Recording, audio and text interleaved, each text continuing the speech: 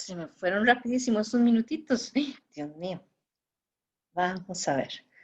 Estábamos, les dije hoy hace 8 que me revisaran el caso de Stacy, que ya se los tengo por acá, que era el de esta compañía, para que viéramos, ya se los voy a enseñar.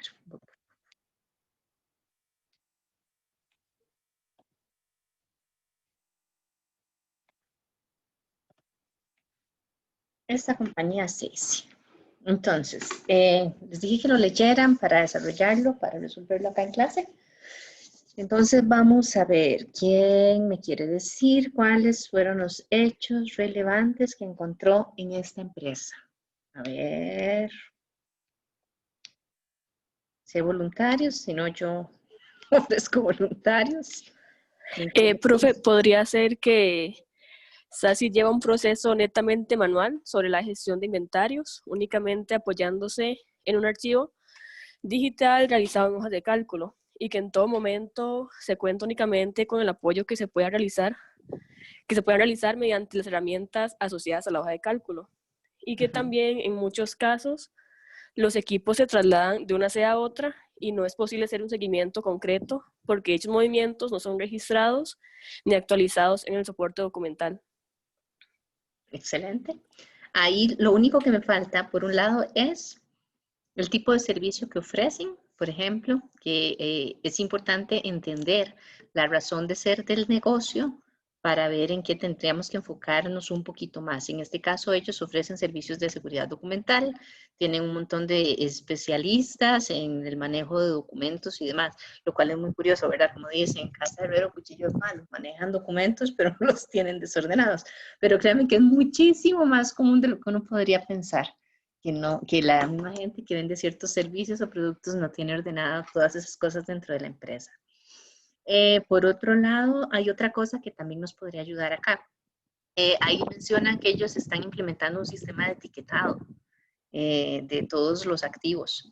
Entonces, nos sirve porque eventualmente nosotros podríamos valernos de ese proyecto que ya está ejecutándose para implementar una solución a partir de esas etiquetas y que ya entonces nosotros podamos aprovechar eso en vez de pensar de que tenemos que empezar a trabajar el inventario desde cero.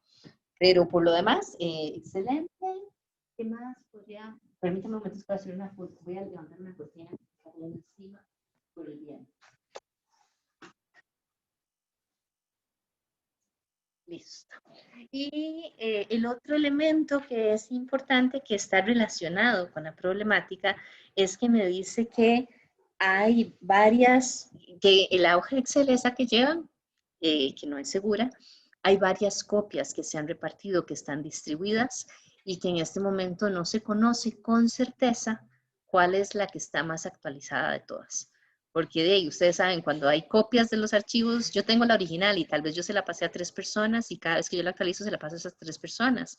Pero si esas 3 personas se la pasaron a alguien más y alguien por allá dice que actualizó algo, pero ya no se lo remitió a los que lo tenían por otro lado y demás, empieza a ser un desorden terrible. Entonces, por ahí, eso es parte de lo que nosotros deberíamos atacar. Pero muy bien. ¿Quién me participa con el problema central?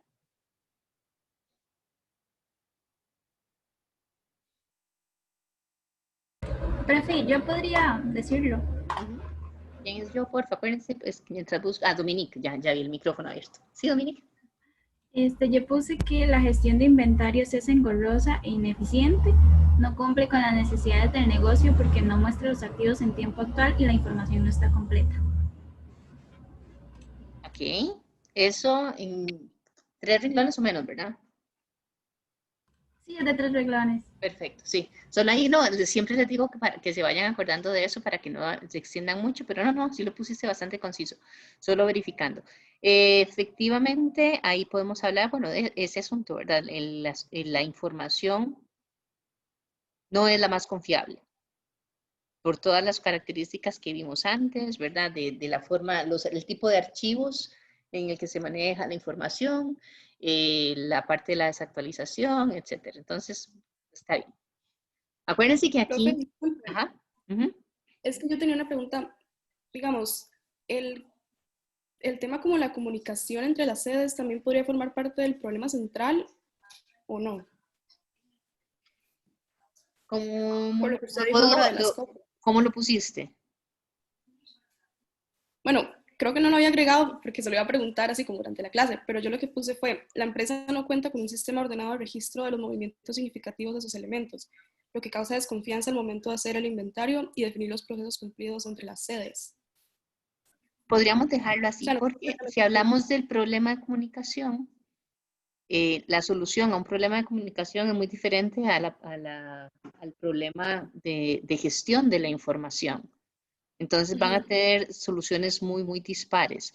Eventualmente, más bien, ese tipo de cosas son las que podemos incluir en el análisis, donde llegamos a decir de que en parte la falta de comunicación ha apoyado este tipo de cosas y aquí y allá, y entonces por ahí ya dentro de las soluciones podríamos meter algo relacionado con la comunicación y con la alternativa de solución que nosotros estemos planteando.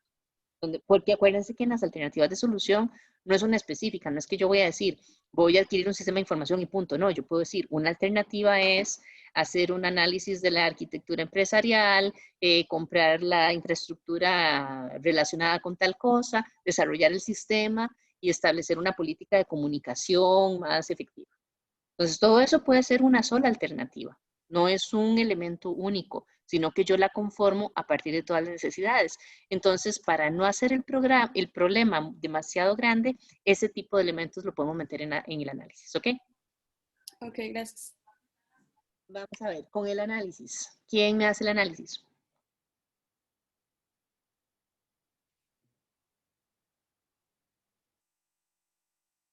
Vamos a ver, tenemos a los muchachos muy callados hoy. Mauricio Borbón.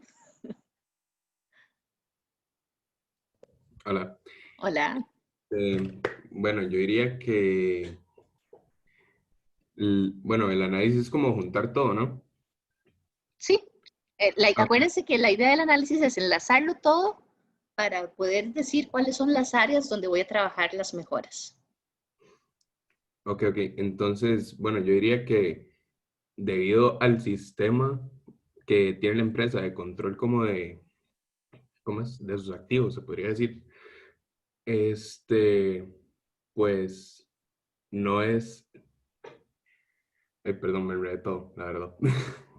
Tranquilo. Bueno, yo diría que por el sistema como anticuado, se podría decir, que no incorpora la tecnología, Saki no puede mantener un control de los activos que es necesario para que las personas que forman parte de esa misma empresa puedan realizar su trabajo de manera adecuada. Podría ser. Ahora, ojo ahí, algo que es muy importante, y no es que lo que estás diciendo está mal, no, eso es cierto, pero a veces uno cuando llega a hacer este tipo de análisis, uno, no, ¿cómo se lo digo más bien? No necesariamente porque no estén con la última tecnología es que se justifica que trabajen mal. Si uno tiene muy pocos recursos, uno lo que puede trabajar es en establecer procesos, flujos de información, procedimientos instructivos y demás muy ordenados para que aunque sigan trabajando en Excel, no exista el desorden de información. Y se los digo porque eventualmente yo podría decidir hacer algo así. Si a mí me dicen, la empresa no tiene plata, o sea, no tiene nada, o sea, lo que tiene es, con suerte y le paga a usted, más o menos. Entonces vos no podés decirles, sí, adquieran un sistema de información para análisis y de apoyo a las decisiones y gerencial y todo ese tipo de cosas, o un ERP o algo así, pero así no hay plata. O sea, no podemos. Entonces, no necesariamente que no tengan la última tecnología justifica ese tipo de cosas. Como les digo, podría trabajar a nivel procedimental para arreglar la forma en la que trabajan sin tener que adquirir nada de tecnología. Ahora, igual, o sea, se los digo porque así es en la vida real. Para efectos de nuestro curso, ¿verdad? Vamos a tratar de siempre tener alguna solución tecnológica y mezclar ciertas cosas que ya hemos visto. Pero en la vida real uno a veces tiene que trabajar así, a nivel de enseñarles a trabajar ordenadamente. Y también es válido. Y también requiere mucho trabajo, sensibilizar a la gente, comprometerla, que realmente hagan las cosas de la forma correcta y no como lo hacían usualmente y demás. Okay, pero vamos bien. ¿Alguien más que quiera aportar algo del análisis?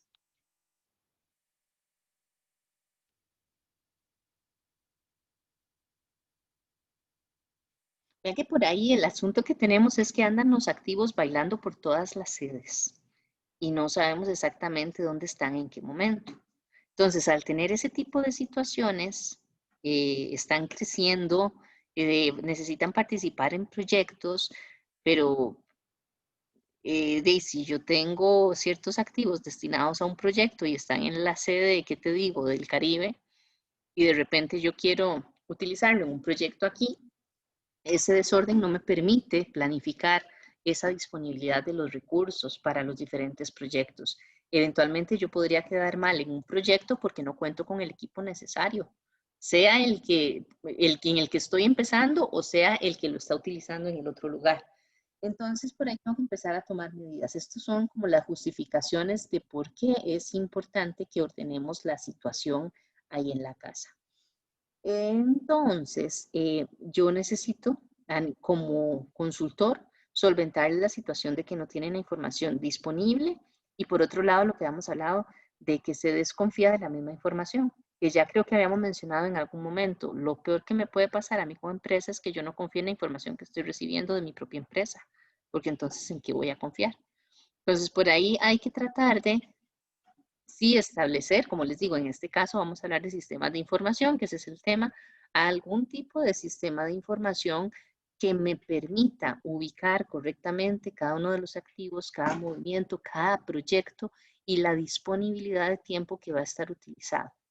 Algo así es lo que yo necesitaría para poder decir, o sea, si voy a empezar un proyecto en noviembre, para noviembre esos activos los voy a tener disponibles, sí o no. Si me dicen que sí, ok, genial, participo en el proyecto. Si me dicen no, eso va a estar ocupado hasta enero del próximo año, no puedo participar en el proyecto. Eso es mejor, no participar o tomar la decisión de adquirir un nuevo activo con las mismas características que aceptar el contrato y que a la hora de las horas llegar a decirle al cliente, ups, qué pena, no tengo el equipo aquí. Dios guarde que pase eso. Entonces, por ahí hay que ir trabajando eso. Y como estamos hablando de activos, estamos hablando de inventarios y ya me dijeron que se está implementando un sistema de etiquetado, pues entonces yo podría adquirir alguna tecnología que me lea esas etiquetas en cualquiera de las sedes y que con eso yo pueda actualizar la información del sistema.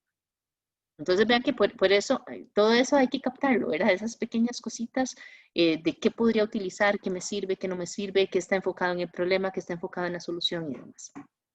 Alternativas de solución. ¿Quién me da una alternativa de solución?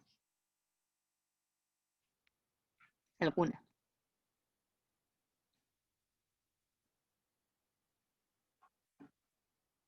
Vamos a ver, Adrián Madrigal.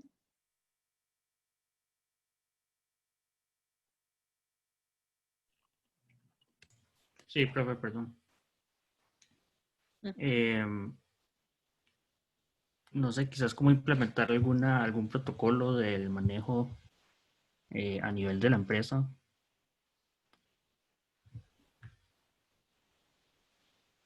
Muy genérico. Necesito más detalle. Acordate que aquí ya la solución es ir a decir lo que tienen que ir a comprar.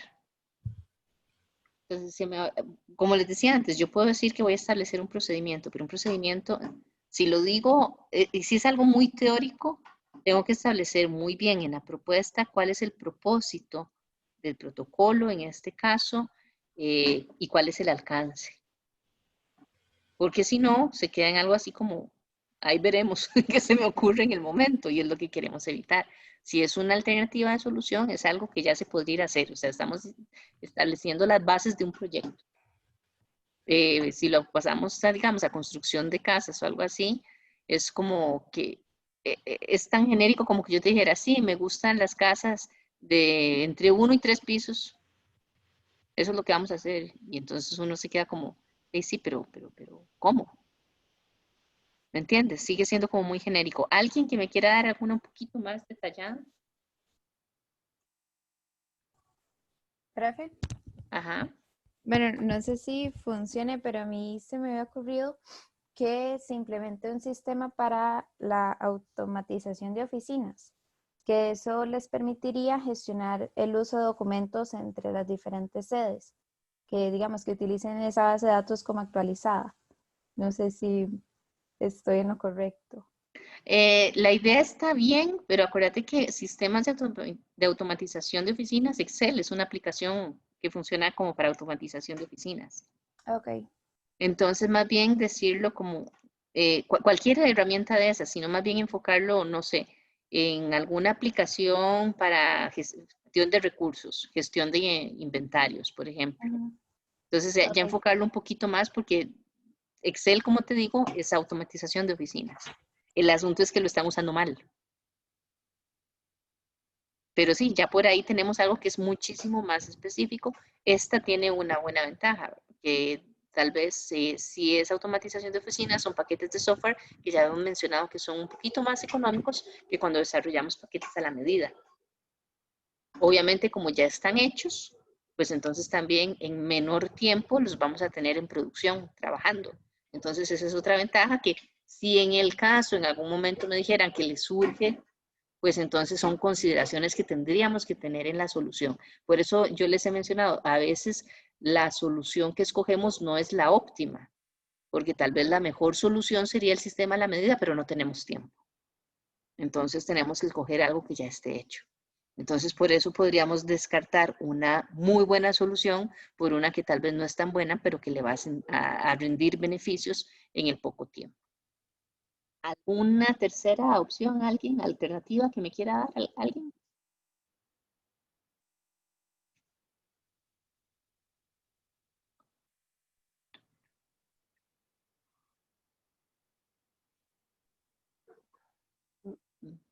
Vamos a ver, Melanie Navarro.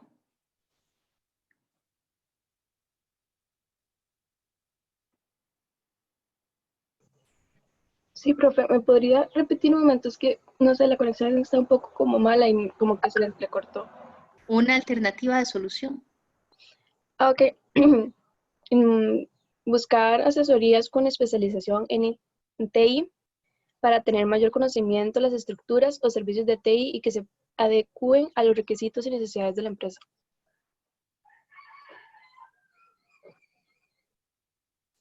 Ok, lo que estás proponiendo es hacer una consultoría para que los consultores vengan a decir qué hacer. Ujú.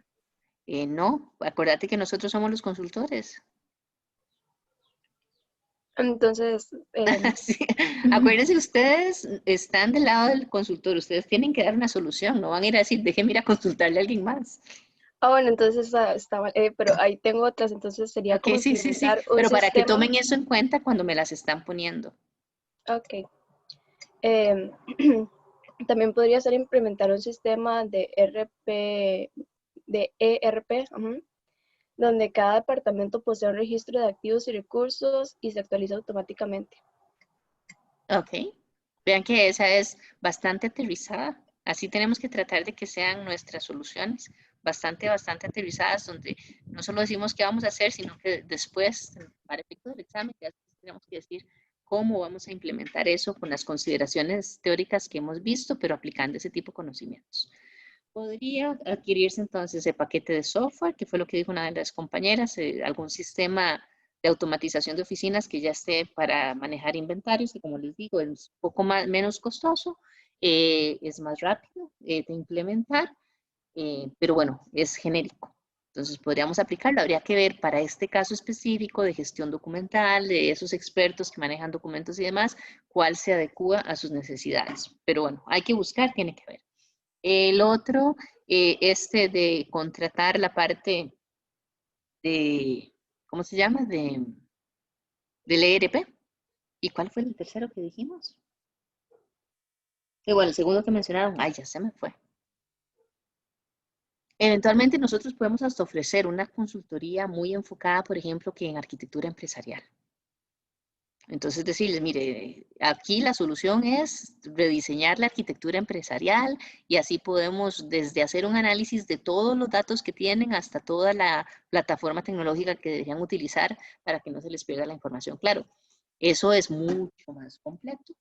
en buena teoría va alineado con la estrategia de la empresa, entonces a futuro va a funcionar perfectamente, pero estamos hablando de que es un proyecto muy caro y muy largo, porque tengo que empezar con las puras bases de la información y probablemente cambiar un montón de parte de la infraestructura tecnológica que no nos dicen si la tienen o no la tienen, pero también es una opción que lo podamos hacer así.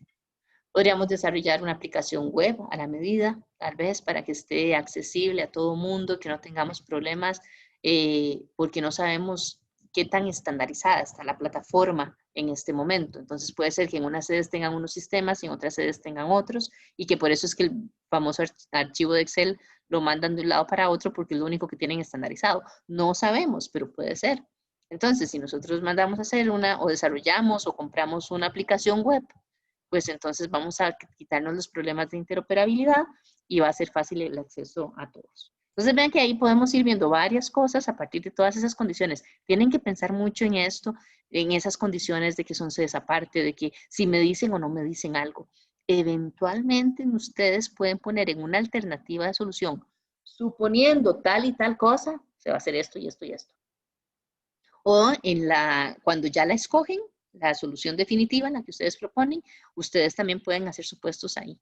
Suponemos que no tenemos ninguna restricción de tiempo y entonces se va a desarrollar todo el proyecto de arquitectura empresarial y bla, bla, bla, bla. Entonces se vale hacer suposiciones siempre y cuando esas suposiciones no vayan en contra de cosas que ya están incluidas en el caso. Ahí entonces lo que tocaría ya al final es escoger una de las soluciones, la que ustedes quieran, y justificar. Alguien que me lea la justificación que hizo, o que por lo Tengo una menos me pregunta. explique. Ajá. Bueno, es que me quedé pensando, digamos, otra solución podría ser contratar un servicio como de almacenamiento en la nube. ¿Para almacenar qué? Como la información, porque dicen cómo está desactualizada, digamos, o no se sabe cuál es la versión más nueva. Pero es que si me decís solo almacenar la información en la nube, me estás almacenando información desactualizada. ¿De qué me sirve?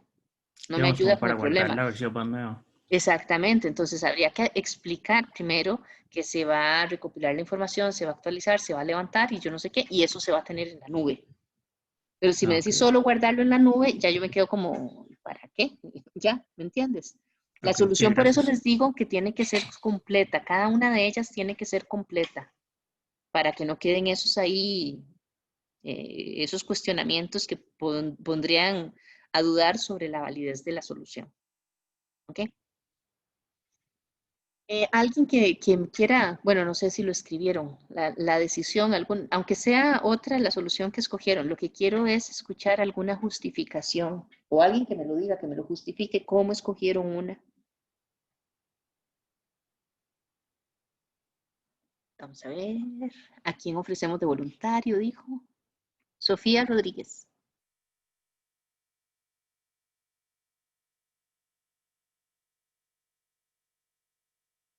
Sofía no está.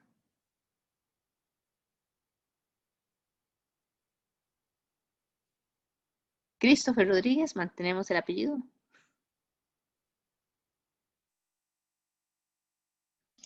Profe, a mí me parece que la reestructuración en el análisis de los datos sobre los inventarios sería como la más óptima porque, pues en caso de que no haya el dinero necesario para adquirir un software o algún sistema de información, no sé, sofisticado para la gestión de los datos, la reestructuración, bueno, darnos una charla o nosotros proporcionarle la ayuda para reestructurar más o menos pues el inventario con base al TI, no sé, pues sería mucho mejor, sería mucho más viable en caso de que haya esa variante, no sé. Ok, como les digo, aquí ustedes pueden hacer asunciones, pueden decir eso, ¿verdad? De que considerando tal cosa se considera que esta es la mejor opción a seguir en el momento. Ok. Acuérdense que para justificar, me puedo valer de restricciones que yo tenga en tiempo, en dinero, en personal, en capacitación, lo que sea, en la propia infraestructura y demás. Puedo valerme como la parte de los costos, ¿verdad? la parte eventualmente de lo que más a futuro va de acuerdo con la estrategia. Yo podría decir que no, que acepto una de las opciones que les considero que es la mejor porque es la que está más alineada con la estrategia de la empresa. Entonces, aunque hay que hacer más cambios en el momento, a futuro va a estar mejor alineada que si se siguen las otras opciones. ¿Qué más? Es que hay tantas cosas por las que te podría ver. Podríamos decir, bueno, como les dije, es que sería ya por tiempo, ya cabría en esa posibilidad decir que lo que les mencioné de la arquitectura empresarial, que tal vez, aunque sea beneficioso, es a muy largo plazo y que estamos surgidos de una herramienta ahora. Entonces, esa es la mejor opción, eventualmente, pero que lo que necesitamos es solventar la situación ahora y que por eso se escoge esta otra opción y así. Esas son las cuestiones como deberíamos poder justificar una solución de entre las tres que nosotros establecimos. Siempre recordando que las tres solucionan el problema completamente en forma independiente. Y que en la solución final no vamos a decir vamos a hacer la 1, la 2 y la 3. No, no. Tiene que escogerse solo una de ellas. ¿Alguna pregunta, duda? No. Profe, lo único que tiene restricción sería lo de los hechos y el problema general, si no me equivoco. ¿Restricción de qué? De las líneas, del espacio para escribirlas. No, solo el problema.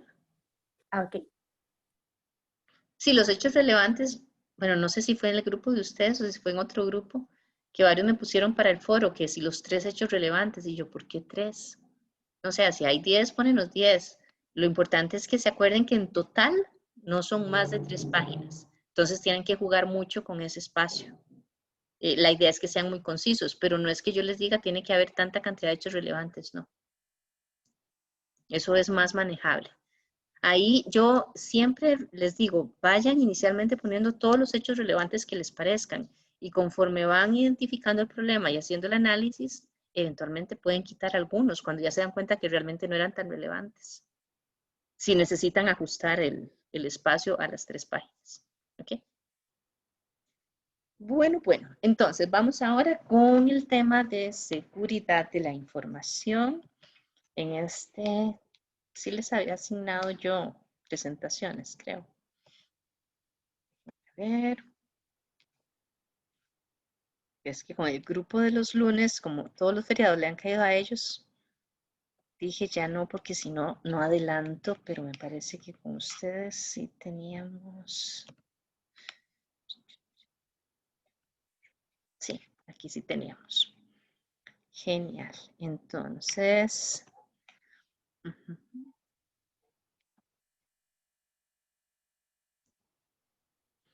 vamos a empezar el tema de seguridad de la información. Ya les voy a compartir la pantalla.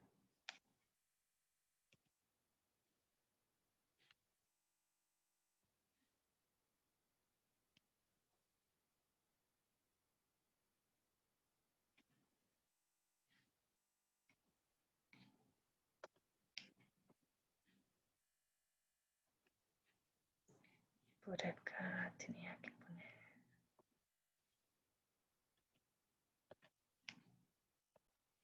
Ok, listo. Esta parte de seguridad, bueno, ya hemos hablado bastante, creo que les he mencionado, pero hoy vamos a detallar algunas cuestiones que tenemos que ir viendo cuando hablamos de toda la parte esta de gestión de sistemas de información, de los accesos, esto de las copias distribuidas de varios archivos que no se sabe si están actualizados o no.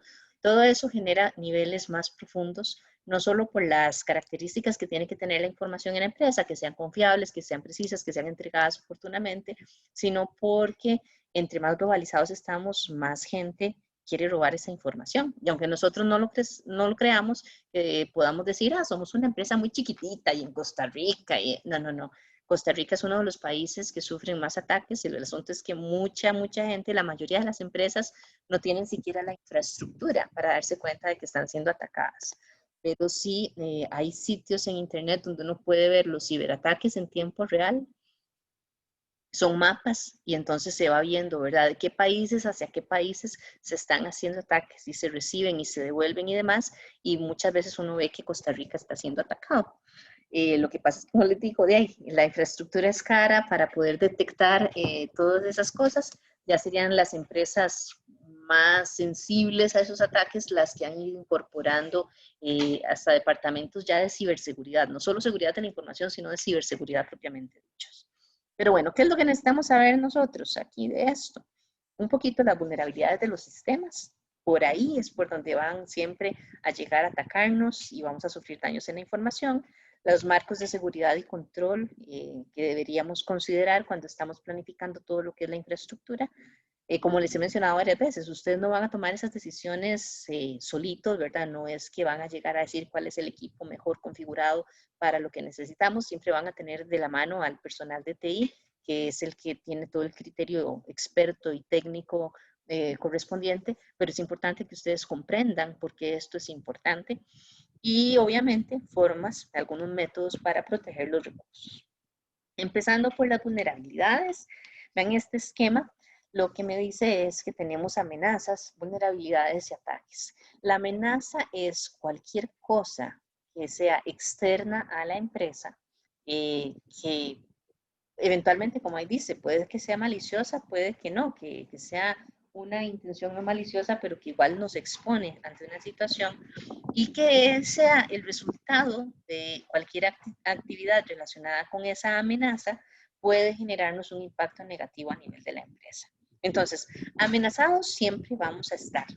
Nosotros no podemos evitarlo y ustedes lo pueden ver desde el momento que ustedes salen de la casa, están amenazados porque existe el riesgo potencial de que alguien nos asalte, de que haya un accidente y ustedes se vean involucrados y se vean heridos, de que se caigan hasta solos y tengan alguna luxación, alguna quebradura, cualquier cosa, la amenaza existe. Nosotros no podemos protegernos ante las amenazas. Sin embargo, las vulnerabilidades sí se trabajan de forma diferente. Cuando yo identifico alguna vulnerabilidad que yo tengo, yo puedo protegerme a partir de esa vulnerabilidad.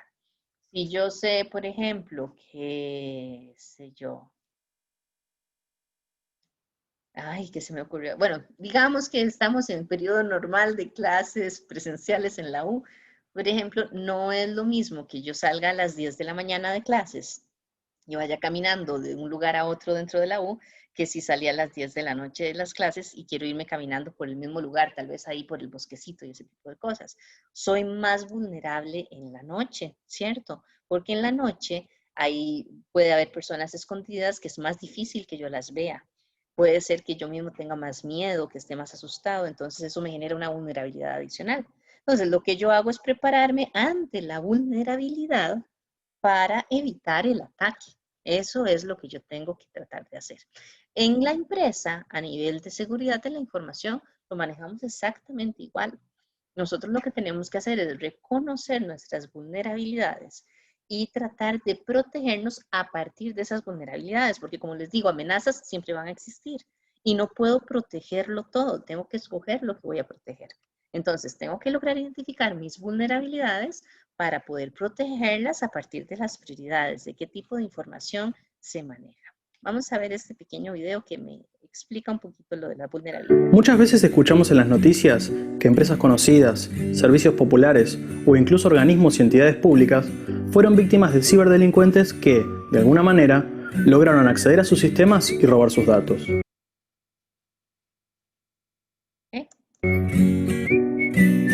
Una de las posibilidades que tienen para llevar a cabo estos delitos es aprovechándose de una vulnerabilidad, es decir, un agujero o debilidad en el sistema. Los cibercriminales usan constantemente estos pequeños errores para infiltrarse, y su herramienta predilecta para hacerlo... Profe, No se ve el video. está en la presentación. Ay, sí es cierto, ya voy. Ya se los vuelvo a poner, gracias.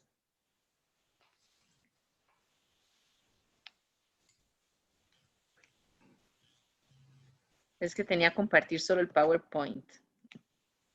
Ya se los vuelvo a poner. Escuchamos en las noticias que empresas conocidas, servicios populares o incluso organismos y entidades públicas fueron víctimas de ciberdelincuentes que, de alguna manera, lograron acceder a sus sistemas y robar sus datos. Una de las posibilidades que tienen para llevar a cabo estos delitos es aprovechándose de una vulnerabilidad, es decir, un agujero o debilidad en el sistema. Los cibercriminales usan constantemente estos pequeños errores para infiltrarse, y su herramienta predilecta para hacerlo son los exploits. Pero, ¿qué es un exploit? Un exploit es un programa o código creado para aprovecharse de un agujero de seguridad, lo que también llamamos vulnerabilidad, en una aplicación o sistema. Estas herramientas son muy útiles para los cibercriminales, ya que pueden usar vulnerabilidades en programas y lenguajes muy populares como Java y Flash, entre otros, y así comprometer muchos equipos al mismo tiempo. Si lo llevamos a la vida real, sería como si un modelo de cerradura que representaría el sistema o a la aplicación tuviera un fallo de diseño que permitiera crear múltiples llaves que la abrieran, el exploit, y así poder acceder a lo que trate de proteger. Existen dos tipos de exploits, los conocidos y los que aún no se han dado a conocer. Los conocidos son aquellos de los que se tiene constancia y podemos tomar medidas para evitar una infección. Mientras que los desconocidos se aprovechan de vulnerabilidades que todavía no fueron reportadas y que quizás ni siquiera los mismos desarrolladores han podido ver. Estos últimos son más conocidos como los Zero Day. Ahora bien, ¿qué podemos hacer para protegernos? En primer lugar, es importante mantener todas las aplicaciones y los sistemas en sus últimas versiones. Las actualizaciones no solo incorporan mejoras en las funcionalidades, sino que también incluyen correcciones que sirven para cerrar o parchear estos posibles agujeros de seguridad. Y además, es vital contar con una solución de seguridad como Asset Smart Security, capaz de detectar y bloquear exploits que pueden aprovecharse de errores en navegadores web, lectores PDF, entre otras aplicaciones que usamos cotidianamente. Ahora ya sabes, ve y actualiza todas tus aplicaciones para estar más seguro y poder disfrutar mucho más de todo lo que Internet y la tecnología tienen para ti.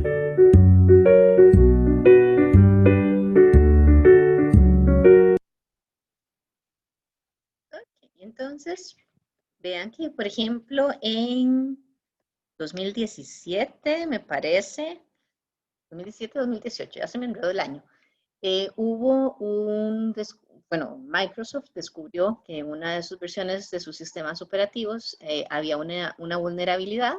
Ellos, donde se dieron cuenta, ellos hicieron el parche, el ajuste, y le dijeron a todo el mundo, haga la actualización. Y hubo mucha gente que no hizo la actualización adecuadamente en el tiempo que tenían y demás, y se dio un ataque WannaCry que impactó pero cualquier cantidad de empresas porque no habían hecho la actualización del sistema operativo.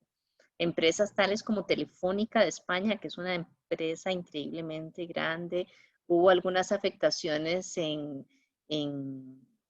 Chernobyl, que por ahí tienen unos sistemas para detección de los niveles de radiación que dejaron de funcionar porque no tenían la actualización. Vea, un montón de cosas así por un detalle tan sencillo como que no actualizaron el software pese a las mismas advertencias que hizo Windows. Entonces, ojo, que es muy importante.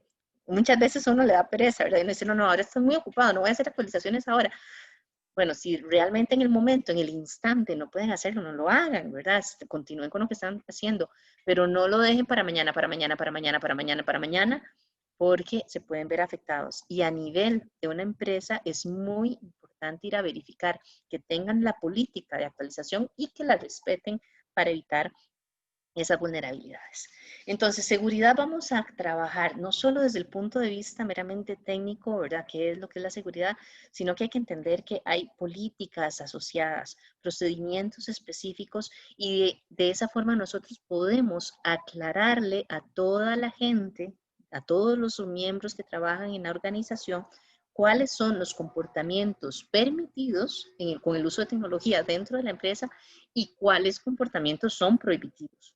Por eso tenemos que tener muy clara la parte de infraestructura, lo que les había dicho antes. Si yo voy a permitir que mis empleados traigan sus propios dispositivos, bueno, entonces, ¿bajo cuáles condiciones? ¿Verdad? ¿Cómo tengo que verificar que están cumpliendo esas condiciones? ¿Qué voy a hacer en caso de que incumplan con esas condiciones? Todo eso tiene que quedar muy claramente escrito, muy claramente comunicado, distribuido, que no haya nadie que diga, mira, yo no sabía. Porque si yo descuido cualquiera de esas cosas, pues entonces puedo sufrir un ataque gracias a esa vulnerabilidad. porque queda expuesta a demasiada información, más información de la que debería, y queda expuesta ante terceros que yo no sé cuáles son sus intenciones. Puede ser que haya intenciones nada más de decir, yo llegué a tal parte del sistema de información y nadie se dio cuenta, solo por decir que lo logré. Puede ser alguien que quiera robar esa información, ¿verdad? Y entonces tener nosotros, usarla mal o venderla para que nuestros competidores tomen una ventaja sobre nosotros.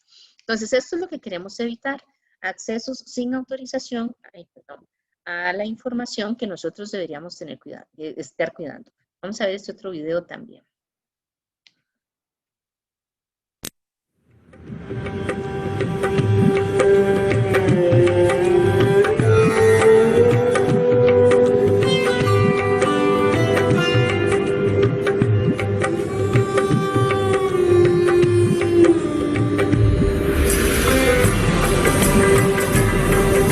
Dag Fien.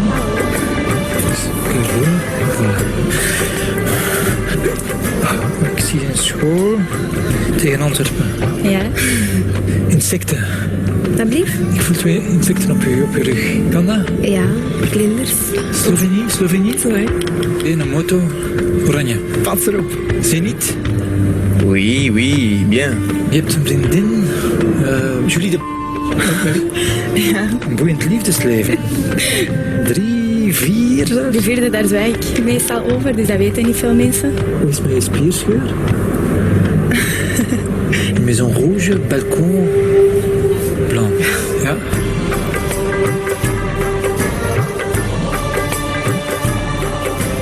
Ik zie geld, ik zie transacties. Maar kent je rekeningnummer van buiten?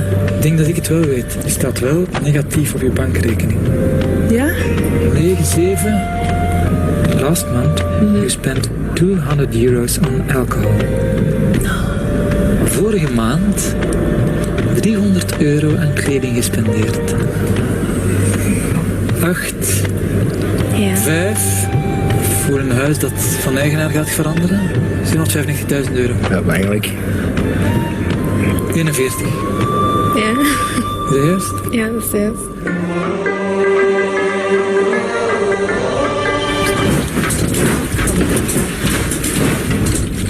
Oh my god.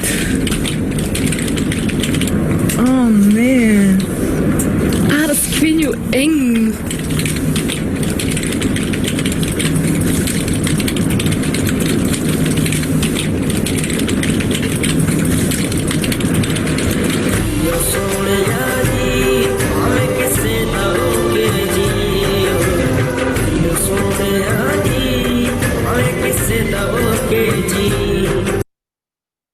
Ojo entonces, ¿a qué nos estamos exponiendo? El asunto nuevamente es, toda la amenaza existe, nosotros no podemos evitar la amenaza. ¿Qué estamos haciendo nosotros para protegernos? Este video es a nivel personal, ¿verdad? Y ahora con las redes sociales y que todo el mundo publica absolutamente todo, yo a veces me pregunto, ¿verdad? Toda esta gente que dice, estoy saliendo de viaje, voy a andar un mes, me voy, no queda nadie en la casa porque nos vamos todos juntos, qué dicha. Y me dice, sí, ¿a quién le está contando que en la casa no queda nadie, verdad? ¿Quién se está dando cuenta de esa información? Nosotros no siempre vamos a saber quiénes nos están leyendo, quiénes nos están siguiendo. Vean que así como vimos sistemas de información para toma de decisiones y demás, y nos vemos desde el punto de vista empresarial, súper ético, súper bueno y demás, esos mismos sistemas pueden utilizar los ciberdelincuentes para lograr saber quiénes van a ser sus próximas víctimas. Entonces, a partir de eso, tenemos que proteger la información que nosotros estamos compartiendo. Y esto, bueno, como les digo, desde el punto de vista personal. Imagínense desde el punto de vista de una organización donde hablamos de estrategia, de ventaja competitiva, de estados financieros, información de los clientes, información bancaria de los clientes, de tarjetas y demás. ¿Cómo exponemos nosotros nuestra información? ¿Estamos conscientes de las vulnerabilidades que tenemos? ¿La estamos protegiendo adecuadamente? Porque nosotros como empresa somos responsables del manejo que se le dé a la información de nuestros clientes, por ejemplo. Entonces, si a mí me roban esa información y algo le pasa a mis clientes por eso, yo soy responsable. Y ante la ley yo tengo cierta responsabilidad y tengo que asumir ciertas cosas por los daños que pueda causarles a mis clientes. Entonces, el problema acá no es que haya amenazas, porque siempre va a haber. El problema no es que haya vulnerabilidades, porque también siempre van a existir. El problema es que yo o no las haya identificado o no haya hecho algo para protegerme ante esas vulnerabilidades que ya son conocidas. En cuyo caso sería peor que ya las conozca y que no haga nada, ¿verdad? Pero en fin. Entonces, para todo eso es que establecemos lo que se conocen como controles de seguridad. Que ahí vamos a hablar de que hay métodos, hay políticas, hay procedimientos y varias cosas que nosotros vamos a ir incorporando en el uso de la tecnología en todos los activos de información para garantizar que la información se mantiene confiable, porque si hay alguien que está accediendo a mis bases de datos y me está alterando los datos, yo puede ser que no me dé cuenta y esté tomando decisiones a partir de datos incorrectos, o que se los esté robando, que a diferencia de cuando a mí me asaltan, por ejemplo, en la calle, que me quitan la cartera o me quitan el teléfono, yo me doy cuenta en el momento de que me están quitando algo porque es un activo tangible. En cambio, cuando me roban información, no es que me dejan la base de datos limpia y yo digo, uy, me robaron la información. No, no. Lo que hacen es copiarla. La copian en dispositivos y se las llevan. Pero yo sigo trabajando porque yo sigo teniendo los datos ahí. Entonces, tengo que tenerlo más protegido porque yo no me voy a dar cuenta de que se los llevaron hasta que los están utilizando en contra mía. Entonces, tengo que establecer todos esos controles para evitar que eso llegue a suceder. Ahora, aquí tampoco se trata de que tengo que controlar todo, porque si no, me paso controlando y nunca ejecuto las operaciones diarias, nunca brindo servicios. Pero sí tiene que haber un equilibrio adecuado a partir del conocimiento de las vulnerabilidades que tengo. Ok, entonces por acá, vulnerabilidades en todos los componentes de tecnología vamos a encontrar. Y como les digo, no es que vamos a escaparnos y no hay un sistema mágico con el que yo diga, con esto soy infalible, porque es otra consideración que hay que tener. Nosotros estamos en la empresa, estableciendo políticas, estableciendo procedimientos, brindando servicios, atendiendo solicitudes específicas, verificando las configuraciones, haciendo los controles, verificando que los controles se ejecutan. O sea, tenemos una cantidad increíble de actividades pendientes. Siempre, siempre. Llega una, llega otra, y más solicitudes y más de todo, y ya llegó la fecha en que tenía que hacer esta revisión y demás. En cambio, los hackers, lo único que tienen que hacer es probar diferentes tipos de ataque. Entonces llegan, planean un ataque, lo ejecutan. ¿Funcionó? No. ¡Ay, qué tirada! ¿Vamos a planear otro? ¿Funcionó? No. ¡Ay, qué tirada! Y planean el tercero. Y cuando funciona, ganan un dineral y no les faltan recursos, ¿verdad? Sobre todo si son auspiciados por ya empresas, no, es que no es una empresa, es un grupo de delincuentes que ya tienen sus ingresos y demás, no les precisa nada, ellos tienen todo el tiempo del mundo hasta que encuentran el punto donde pueden acceder a nuestros datos. Entonces, por aquí, la idea de esta diapositiva que tenemos aquí es que ustedes sean conscientes de que en todos los elementos, en todos los componentes que tenemos de nuestra infraestructura, vamos a tener vulnerabilidades. ¿Cómo voy a ir a tratar de protegerlas? Bueno, cuando hablamos de los clientes, acceso sin autorización, yo tengo que autenticar usuarios. Tengo que decidir cuál es el método apropiado. El más usual, tener el usuario y la contraseña. Pero ojo, si vamos a usar usuario y contraseña, eduquemos a nuestros usuarios. Porque les digo, hay veces que uno llega a algún lado y uno ve en las pantallas donde está el post-it con el usuario y la contraseña para que no se me olvide. Entonces uno dice, ¿para qué toda la seguridad que tenemos instaurada para autenticar el usuario si cualquiera llega y la ve ahí? Entonces por ahí, vean que hay parte que es sensibilización, no todo es técnico, ¿verdad? Mucho es educación a la gente. Y esa parte es la que también ustedes como parte del negocio tienen que entender cuando se desarrollen programas de seguridad, que no es solo la parte técnica, sino toda esta parte de la cultura organizacional. El cliente también puede, sin querer, el cliente usuario, sin querer meter datos incorrectos que me van a generar errores, me van a generar resultados incorrectos. Entonces también tengo que protegerlo. En las líneas de comunicación, cuando veíamos la parte de las redes que yo les explicaba, bueno, en las redes van paquetes, ¿verdad? En los buses de datos y demás. ¿Quién puede ver qué paquetes hay? Y eventualmente, ¿cómo estoy protegiendo esos paquetes para que no me los roben, que alguien no llegue a leerlos sin permiso o que genere copias sin permiso. Bueno, entonces ahí también tengo que establecer ciertos niveles de protección. En los servidores corporativos también. ¿Por qué? Porque ahí puede haber virus, puede haber gusanos, puede haber caballos de Troya, se pueden dar diferentes tipos de ataque y demás. Entonces tengo que tratar de, primero, poner algunos controles que sean preventivos para evitar que el ataque se dé. Eventualmente, dependiendo de todas las vulnerabilidades que yo haya encontrado, algunos que también sean detectivos. En el momento en el que se está dando el ataque, generen una alarma para ir a reforzar la protección. Y pues eventualmente puede haber algunos controles que son correctivos, que ya me atacaron, ya sufrió un impacto y entonces tengo que ir a corregir todo el daño que me hicieron. Obviamente la idea no es llegar a este último punto, pero eventualmente habría que planificarlo. Y en la parte, eso en cuanto a servidores. En cuanto a los sistemas operativos propiamente, ya estamos hablando de la falla de los datos, ¿verdad? Que me los alteren, como les dije, que yo no me dé cuenta y que esté tomando decisiones con información falsa, que me los roben, que me hagan copias de los datos que uso. Lo más normal, como les digo, es que los copien.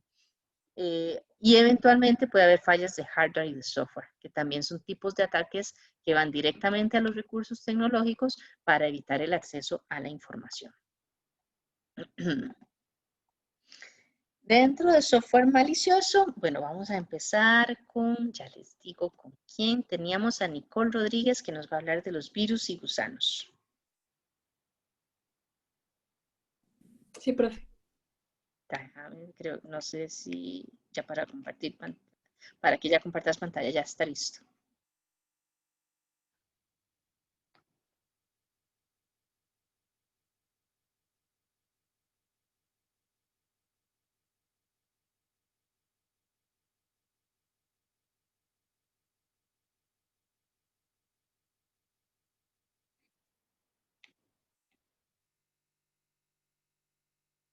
Ahí lo que pone Alexandro, sí, efectivamente, ahorita existe una certificación internacional que se llama Ethical Hackers, hackers éticos, que precisamente lo que hacen es formar profesionales en informática en técnicas para hacer ataques. Ahora, son éticos porque la idea es que, digamos, yo soy una empresa y yo contrato a un grupo de esta gente para que me ataque. Entonces, estas personas van a tratar de encontrar todas las vulnerabilidades y ver hasta qué punto dentro de los sistemas de la información lograron acceder. Y a final de un periodo de tiempo o a final del proyecto hay que decidir cómo se va a hacer. Lo que ellos envían es un informe con todas las vulnerabilidades encontradas, a partir del cual las gerencias lo que crean son sus hojas de ruta. ¿Cuáles son las oportunidades de mejora y los elementos que tienen que incluir dentro de sus políticas y procedimientos, sea para establecer más controles o sea para modificar las cosas que no estaban funcionando bien? Entonces, sí, de hecho, hay gente que gana muy bien en todo eso. Se vuelve interesante porque igual están haciendo los ataques, la empresa no sabe cómo los van a atacar, pero no tiene la parte fea de que es un delito y de que los pueden meter en la cárcel porque precisamente fueron contratados para hacer eso. Nicole. ¿Qué se me hizo, Nicole? Aquí sí, profe, estoy intentando compartir la pantalla. Ok.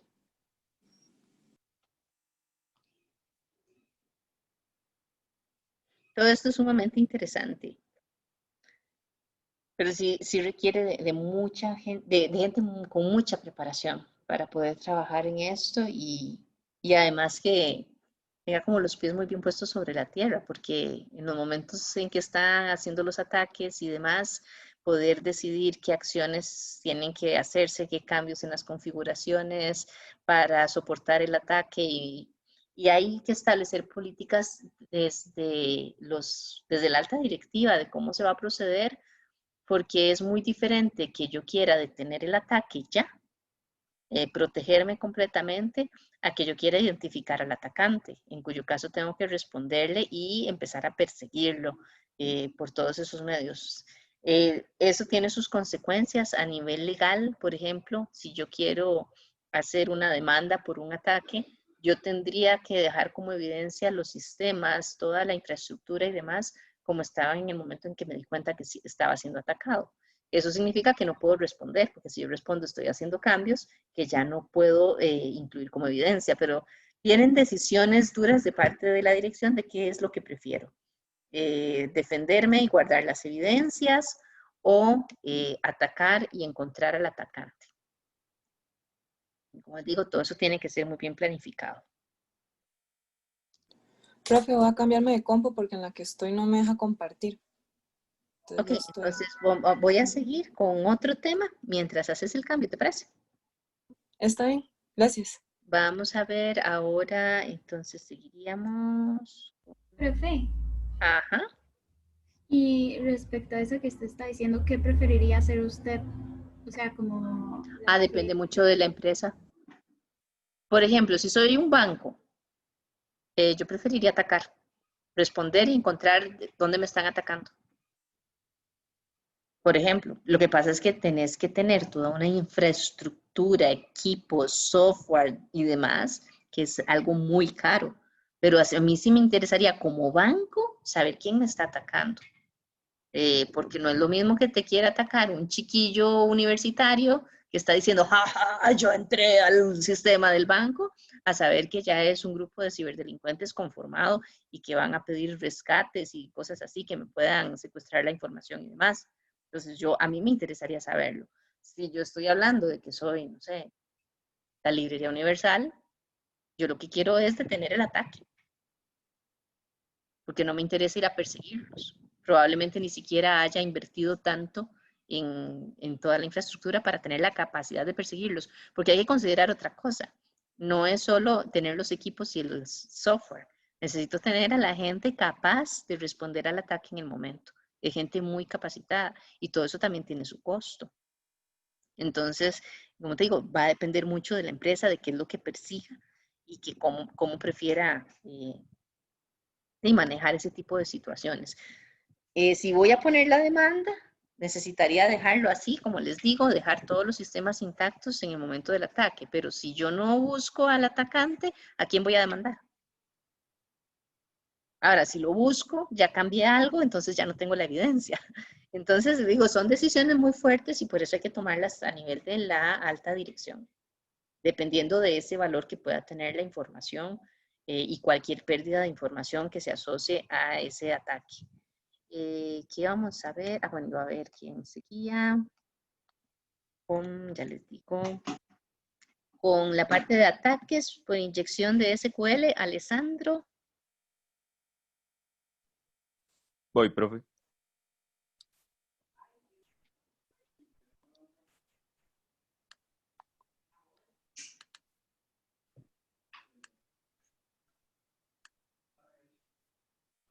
¿Se ve? Sí. Listo, Ok. perfecto. Bueno, buenos días. El día de hoy les hablaré acerca de los ataques por inyección de SQL. ¿En qué consiste? Un ataque por inyección de SQL es un tipo de vulnerabilidad informática en la cual un atacante es capaz de insertar comandos SQL malignos a la base de datos, dejando de esta manera al descubierto la base de datos y permitiéndole al atacante la posibilidad de modificar o eliminar los datos almacenados, así como tener acceso a información confidencial como puede ser contraseñas, datos financieros o cualquier otro tipo de información. Generalmente ocurren cuando una aplicación web utiliza los datos suministrados por el usuario sin la validación adecuada o codificación como parte de una consulta. Bueno, algunas recomendaciones de qué hacer ante un ataque de este tipo podría ser modificar el estándar del máximo de caracteres para cada variable de nombre de usuario y la de contraseña del aplicativo web, para que de esta manera se genere una pantalla de error al momento de que un atacante intente realizar un ingreso de código por los campos de texto, porque la mayoría de ataques de este tipo, las consultas suelen ser muy largas. También actualizar los servidores de la aplicación en caso de que ésta esté siendo atacada, para así tener los sistemas de protección más recientes. Luego, modificar los mensajes de error de tal manera de que indiquen el error en detalle general. Es decir, sin mostrar información revelante que pueda ser usada por el atacante para seguir vulnerando el sitio web. Y por último, se podrían agregar comillas dobles en lugar de comillas simples, ya que las comillas simples marcan el final de una expresión SQL y da lugar a inyecciones de gran potencia, por lo cual agregarlas podría dificultar la tarea que están realizando los hackers en ese momento. Para la prevención, se podría asegurar de que la cuenta de usuario utilizada por la aplicación tenga los permisos necesarios para poder acceder y modificar unos datos concretos, pero también que sea lo suficientemente restrictiva para no alterar otro tipo de datos. Se podría relacionar la base de datos con otras tablas para evitar la posible pérdida de registros de información. Otra posibilidad es obtener firewall web, ya que este tipo de software tiene reglas de validación que proveen ataques de seguridad de diferente tipo, entre ellas de inyección de SQL, y realizar en la etapa de pruebas del software pruebas de inyección de SQL para asegurar de esta forma que el sitio web no sea vulnerable por cualquier atacante. Muchas gracias, ahí estarían las referencias. Ok, aquí recordando, cuando hablábamos de las aplicaciones web, decíamos que tienen la ventaja de que por los lenguajes de programación en que son desarrollados, pueden operar en cualquier sistema operativo, ¿verdad? Y esa es la gran ventaja que tienen sobre sistemas hechos en alguna plataforma específica, porque tenemos la aplicación en la web y sin importar qué sistemas tengan en cada una de nuestras sedes, qué sistemas, qué plataformas trabajen y demás, van a funcionar las aplicaciones web. Entonces, de eso es de lo que se valen los delincuentes, porque dicen, así podemos llegar a todos los sitios de toda la organización a partir de esa aplicación web, por esa gran interoperabilidad que manejan. Vamos ahora con, ya les digo, Paula Quiroz nos va a presentar lo que es el ransomware y después vemos si Nicole ya pudo conectar. Ya lo puede conectar, profe. Ah, bueno, entonces pasemos con Nicole primero, ¿verdad? Con la parte de los virus y gusanos.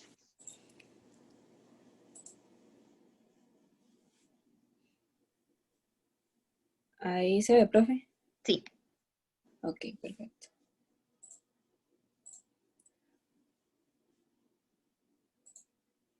Bueno, disculpas ahí los inconvenientes. Bueno, yo soy Nicole y les voy a hablar sobre lo que son los virus y gusanos informáticos. Para empezar un poquitito como de dónde salieron, fue en 1971 que el ingeniero Robert Thomas creó el Creeper. Este no era un virus maligno, o sea, lo único que hacía, bueno, este tenía la capacidad de saltar de un ordenador a otro y realizar alguna tarea concreta, pero este no causaba ningún daño en los dispositivos. De ahí salió como un reto hacia los informáticos y ahí el diseñador Ray Tomlinson creó el Reaper, que se puede considerar el primer antivirus. Lo que hacía era eliminar al Creeper de los operadores de donde se escondía. Para lograr esto debía comportarse parecido al Creeper, ya que viajaba y se replicaba en los equipos de red. Y fue hasta 1973 que empezaron a salir los primeros virus malignos que se llamaban Rabbit, el Cloner y Brain. Y aquí podemos ver, esta era como la función que salía con el Creeper, aquí el Reaper que se creó, y este pues es el daño o lo que salía con el Bad Rabbit y el Cloner. Ahora, ¿qué son los virus y gusanos? Son programas de software maliciosos que pueden replicarse a sí mismos en ordenadores o a través de redes de ordenadores sin que uno se dé cuenta de que el equipo está infectado. Y lo que llegan a causar son interrupciones en el rendimiento de los equipos, dañan o eliminan datos y ponen en peligro la información confidencial de las personas. Ya específicamente, los virus para poder transmitirse de un ordenador a otro necesitan adherirse en algún archivo o programa, el cual debe ser abierto y ejecutado para que el virus infecte, y no se pueden propagar sin intervención humana, ya que debe ser un humano el que envíe el archivo, la imagen o lo que sea al ordenador. Y no todos los virus causan el mismo daño, algunos solo causan molestias, pero otros sí pueden llegar a dañar el hardware, el software o los archivos. Y los virus se pueden clasificar en 3 métodos dependiendo de cómo se transmitan, ya sean virus de archivos, del sector de arranque o los virus de scripts. Ahora están los gusanos. Estos se pueden considerar un tipo de virus, pero son más peligrosos ya que estos no ocupan intervención humana para propagarse e infectar. Ellos se aprovechan de las funciones de transferencia de archivos o de información del sistema y así viajan por sus propios medios. Además, otro peligro de los gusanos es su capacidad de replicarse, ya que ser solo un gusano, el que infecta son centenares o miles, y esto puede traer muy malas consecuencias, ya que pueden llegar a consumir demasiada memoria del sistema, provocando que estos dejen de responder. Y por otro lado, los virus también explotan errores de configuración en la red o agujeros de seguridad en el sistema operativo. La profe ahí mencionó a los troyanos, no lo agregué en la presentación, pero los troyanos son un tipo de malware que se camufla como un software de uso cotidiano, y estos son comúnmente utilizados por ciberladrones o hackers para acceder a información confidencial de los usuarios y así robarla, eliminarla, bloquearla, modificarla, etc. Ahora, ¿cómo combatirlos? Esto es a partir de algún antivirus. Ya sea, bueno, este debe ser como de confianza y capacitado para las necesidades que se tengan, ya sea para algún uso personal o empresarial. Y además debe mantenerse en constante actualización para que esté capacitado a proteger el equipo de las últimas amenazas que puedan aparecer. Entonces, lo más recomendable, esa es como una pequeña conclusión que hice a cómo escoger el antivirus, es que se deben conocer bien las necesidades que se deban cubrir. Como ya mencioné antes, ya sea proteger algo personal, de una empresa pequeña o ya una empresa más grande. Luego, analizar el presupuesto que se tenga para comprar el antivirus, comprar el software. Y finalmente, buscar y elegir algún antivirus que mejor se adapte a todos los análisis que se hagan. Y muchas gracias. Gracias a vos. Vea que entonces sí, definitivamente a nivel empresarial, pues uno debería ser muchísimo más exigente con esos antivirus, y lo que no puede faltar en todos nosotros es tener un antivirus y que sea alguno bueno, alguno que realmente funcione y que se actualice con bastante regularidad. A mí me pasó, para la gente que tiene Mac y que dice las Mac nunca se infectan de virus, no, sí se infectan. Y de hecho yo había adquirido un software muy bueno, un antivirus muy bien recomendado, lo había instalado y se me pegó un troyano en la Mac que tuve, o sea, definitivamente formatearla directamente, volver a instalar absolutamente todo por el daño que hizo. Y resultó que es que ese antivirus es excelente para Windows, pero para la versión de Mac no hacen las mismas actualizaciones ni toman en cuenta las mismas cosas, y eso no me había dado cuenta yo en el momento en el que hice todo el análisis de la herramienta y que había visto todas las cosas que decían. Ellos no mencionaban eso, sino que fue después que varias gente me dijo, no, es que para Mac ese no funciona. Entonces, ojo, también tienen que tener mucho cuidado con esas versiones diferentes entre un sistema operativo y otro y los antivirus. Y como les mencionaba, con más razón, en una empresa, ¿verdad? Ahí uno a veces tal vez peca de que no quiere gastar demasiado en ese tipo de cosas, pero a nivel empresarial es una inversión, definitivamente. Bueno, para uno también, ¿verdad? Pero digamos, el contexto es diferente y lo que pueden gastar en una cosa o en otra. Ahora vamos entonces, porfa, con Paula y el ransomware. Ok, voy.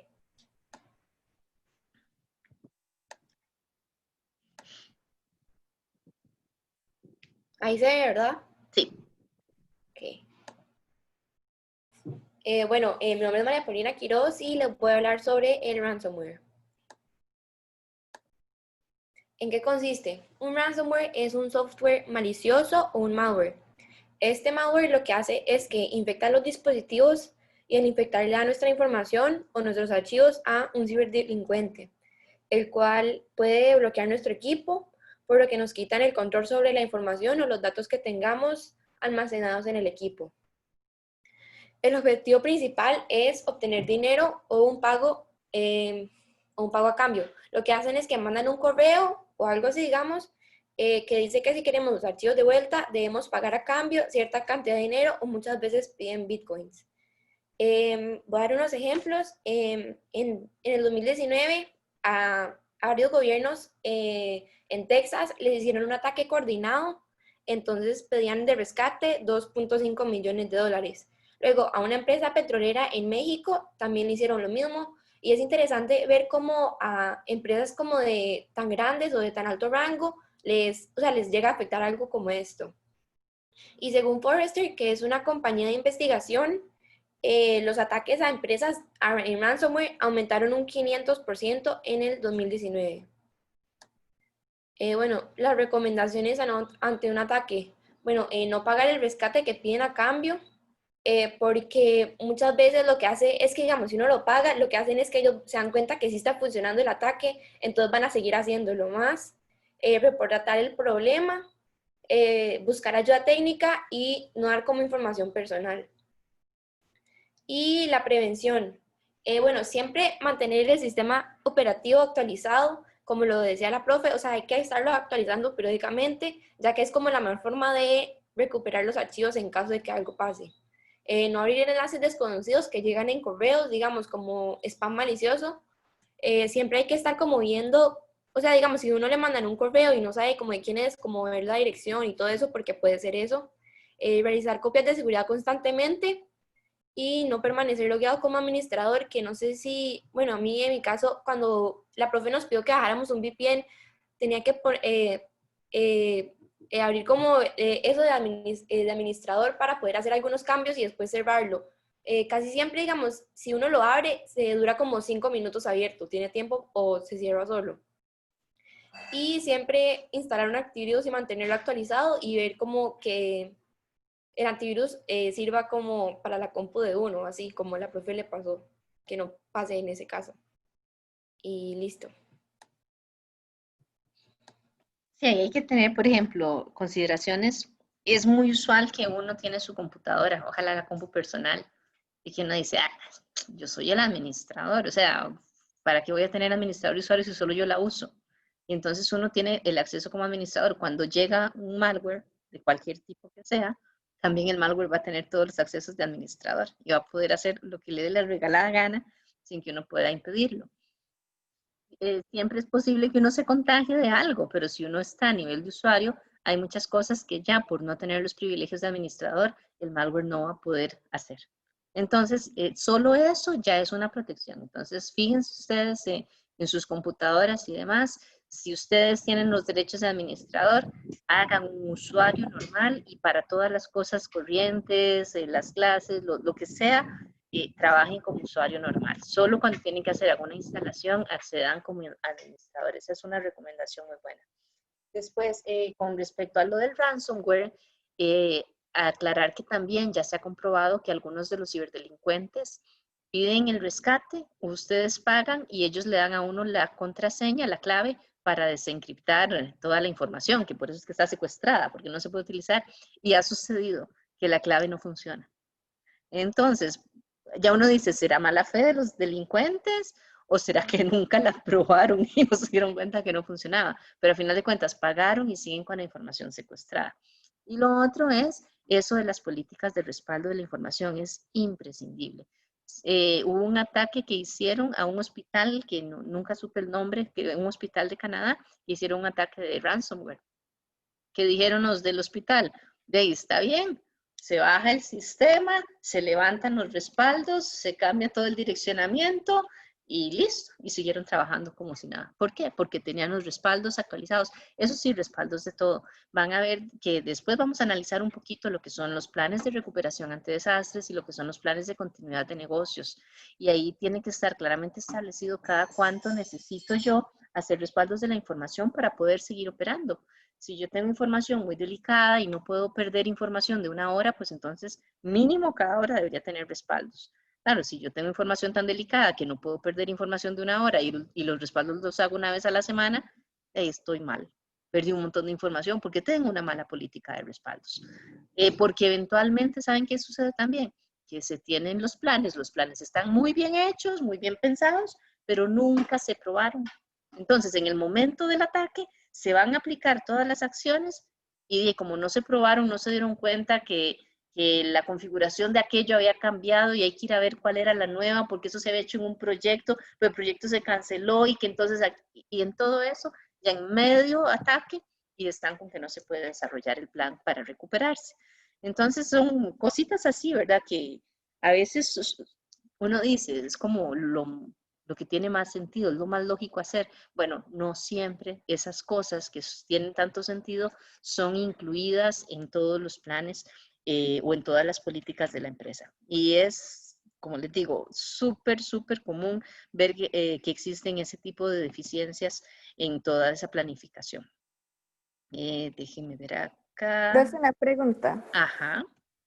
Digamos, en los casos, por ejemplo, que mencionó la compañera, que ya eran empresas súper grandes, ¿qué se debería de hacer? Porque en realidad no es como que, como uno personal, que uno dice, bueno, la verdad no era tan importante, o eso, que no tengo respaldo, más bien. Entonces, no sé qué. Sí, es que la empresa tiene que tomar la decisión de que va a invertir en seguridad de la información, y que ya seguridad de la información no es el virus que tengo desde hace 15 años, no, es que ya hay nuevos ataques.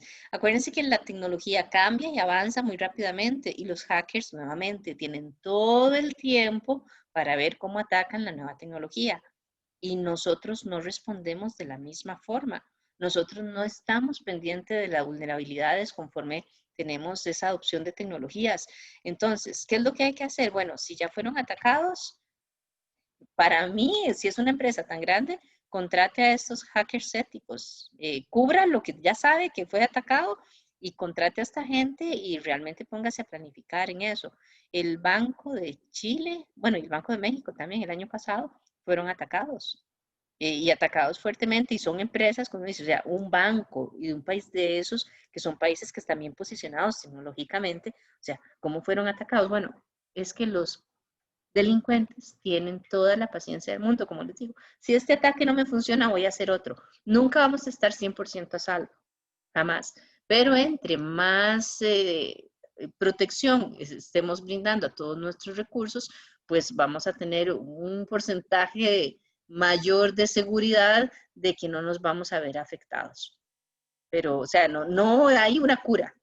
Simplemente es estar siempre pendientes, y cualquier iniciativa tecnológica que se vaya a implementar en la empresa, hacer el análisis de todo el impacto y de todos los riesgos que trae asociados. Muchas veces la recomendación es no adoptar la nueva tecnología tan fácilmente, sino espérese un momento para ver cómo le funciona a los demás. Y así que ya sabemos cómo le funciona, vemos a ver cómo la implementamos en nuestro entorno, pero muy pausadamente. No tratar eso de quiero ser el primero, quiero ser el primero, quiero ser el primero, porque puedo dejar muchas cosas de lado. Todo tiene que ser analizado, planificado y muy bien preparado, y con todas las capacitaciones que se necesiten, que esa es otra cosa, ¿verdad? Sale tecnología nueva y entonces la instalamos en la empresa, pero nadie la domina de la empresa. Entonces, ¿quién está a cargo de eso? ¿Quién me puede decir que la configuración es la mejor? Si yo no sé, no tengo a la gente que sabe. Entonces, o los mando a capacitar o contrato a la persona que sabe. Pero a veces esas cosas se dejan de lado porque dicen, pues es algo más, cualquier cosilla más, y cualquier cosilla más puede ser la diferencia entre un ataque y otro. Los caballos de Troya, como mencionaban antes, realmente el problema que tenemos con esto es que nosotros mismos queremos instalar ese tipo de aplicaciones hasta en el teléfono. Entonces uno dice, qué lindo, este es. No estoy mal informando ninguna aplicación, ni mucho menos, sino porque se me ocurre el ejemplo. Esta es la aplicación con la que puedo verme cuando sea viejita. Entonces llego y la instalo. Y la aplicación, efectivamente, uno pone la imagen y le hace todo el envejecimiento de no sé hasta cuántos años.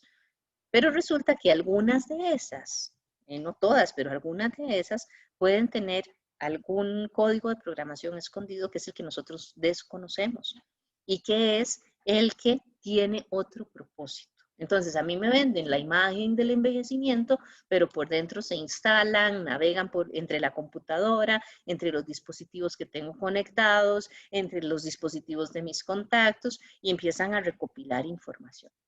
Y entonces, en un momento dado, puede ser que me dé cuenta que tenía algo, que lo activen de alguna forma, o puede ser que eventualmente no, simplemente yo no me dé cuenta que lo tenía. Antes entonces de ponerse a instalar aplicaciones, sobre todo a nivel corporativo, ¿verdad? Ustedes ya verán si lo hacen o no lo hacen. Uno debería buscar información relacionada con el comportamiento de cada aplicación para ir a ver, porque muchas veces uno solo pone el nombre de la aplicación, ¿verdad? De funcionamiento y todo, y por ahí te sale algún blog donde dicen, no, esa tiene un caballo de Troya, no lo instalen, yo no sé qué, mejor usen tal otra que sí viene segura.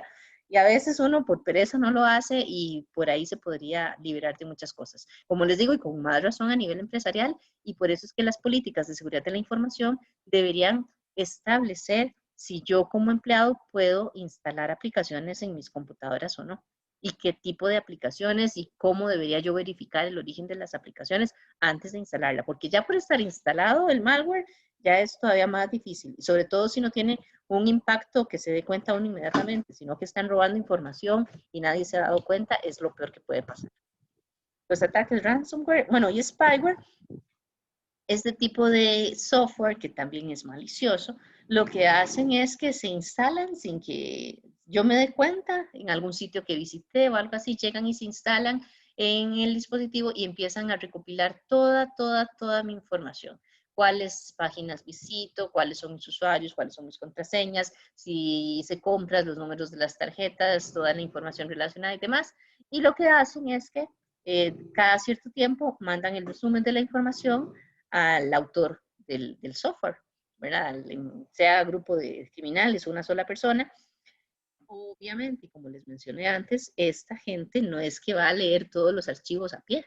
Ellos también tienen sus sistemas de toma de decisiones y demás, meten los datos, obtienen resúmenes, sacan perfiles de personas y ahí deciden a quiénes van a atacar. Entonces, como les digo, no es que vamos a librarnos de las amenazas, solo que tengamos un poquito de cuidado, seamos un poquito precavidos en todo lo que nosotros vamos a instalar. Y como les repito, esto es para nivel personal y todavía con más razón a nivel empresarial. Tenemos también pues crímenes informáticos. Aquí el asunto es, bueno, entender un crimen. Para que sea un crimen tiene que estar legislado como tal, tiene que estar definido en las leyes, ¿verdad? Este tipo de actividades es un crimen y se llama de esta forma. Entonces, hay dos criterios que se pueden clasificar los crímenes informáticos. Uno es cuando utilizamos la tecnología como un instrumento o un medio para cometer el crimen. Entonces, el crimen general es de los de siempre, ¿verdad? Los tradicionales, por decirlo así, pero mediante la tecnología se pudo llevar a cabo. Por ejemplo, para un secuestro, digamos, este asunto de la gente que crea sus perfiles falsos en las redes sociales para conocer a alguien, para empezar a crear una amistad, entre comillas, y de repente quedan en conocerse y por ahí, gracias a esa cita que hizo el perfil falso, llegó la persona a un lugar específico y ahí lo secuestraron. Entonces, el crimen es el secuestro, pero como se usó la tecnología, pues entonces ya cabe como inclusive un crimen informático. Y sí sé que tiene penalizaciones más fuertes cuando se usa la tecnología para hacerlo. Lo otro es cuando más bien hay conductas que están enfocadas en atacar los activos de información o la información misma en una empresa, donde entonces es el objetivo primordial la parte tecnológica. Igual, pues para los dos, la idea es que en cada país esté eso bien legislado para que sepan hacer las diferenciaciones en cuanto a las penas que se le da a cada uno de los perpetradores. Participan dos tipos de actores. El sujeto activo, obviamente, es el atacante. El atacante es lo que usualmente conocemos con el nombre de hacker. Sin embargo, aquí hago una aclaración. En un inicio, un hacker era una persona que tenía muchísimo conocimiento y que lo único que hacía era ponerse retos. Entonces, yo quiero entrar a la base de datos del Pentágono. Entonces, hago todo, y llego y accedo a la base de datos del Pentágono. Y dije, jaja, aquí estuve. Y usualmente lo que hacían era dejar un mensajito. Yo llegué aquí. Y salían. No hacían nada más. No revisaban la información, no la robaban, no la alteraban, no nada. Simplemente decir, yo lo hice. Ese es el hacker, como el nombre nació. El cracker es el que sí tenía algún objetivo delictivo, ya iba a obtener algún beneficio adicional de la satisfacción personal del hacker, iba a obtener algún otro tipo de beneficio, que iba a impactar a la víctima negativamente. Sin embargo, se empezó a hablar de hackers para arriba, hackers para abajo, y ahora todos son hackers. Pero formalmente hablando, como les digo, el hacker es simplemente una persona que se puso un reto. El sujeto pasivo es la víctima, ¿verdad? Todos los que puedan ser las víctimas, pueden ser personas físicas o jurídicas y demás.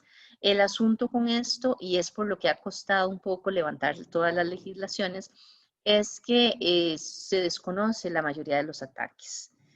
Porque, sobre todo a nivel empresarial, si yo me veo atacado, yo no quiero que mis clientes lo sepan porque puedo tener un daño en mi reputación y puedo crear daños en la imagen corporativa. Entonces, muchas veces las empresas prefieren callarse, asumir las consecuencias del ataque de alguna forma, pero no publicar que fueron atacados. Entonces, como les digo, esto complica un poquito las cosas porque entonces las leyes no tienen tanta fuerza porque no hay registro de tantos ataques. Ahora, últimamente, ya son más conocidos, ya se comunican, hasta los mismos delincuentes en las redes sociales empiezan a publicar ese tipo de cosas, tira la noticia para que se publique y demás. Pero bueno, esos son los dos actores. Y hay otro crimen que es el cibervandalismo, que es cuando se interrumpen o se descomponen física o lógicamente cualquier activo de información esté disponible en la web, en las redes o directamente en los servidores locales. Estos son los tipos comunes, los más comunes de cibercrímenes, que sabe para ver quién tenía que presentar, spoofing y sniffing. No, entonces yo presento la parte de la suplantación, es precisamente que yo suplanto mi identidad con la de otra persona. Ahora, aquí este suplantar la identidad no es Alejandra Selva, sino es la computadora mía que tiene esta dirección IP, ¿verdad? 172, no sé, .18, no sé, lo que sea. Ese número lo que hago es suplantarlo. Entonces, lo que se hace, habíamos visto el servidor con los nombres de dominios, donde yo tengo un nombre, digamos, UCR-ACCR, ese es el dominio, tiene asignada un direccionamiento específico. Entonces, lo que hace esta gente es que utiliza una tabla de servidor de dominios diferente, alterna. Ahí es donde se hacen las consultas a partir de eso. Y entonces, cuando se busca la dirección del atacante, se encuentran las direcciones falsas. Entonces, van a llegar a otras computadoras, a otros lugares, y no se va a saber cuál fue el verdadero origen del ataque.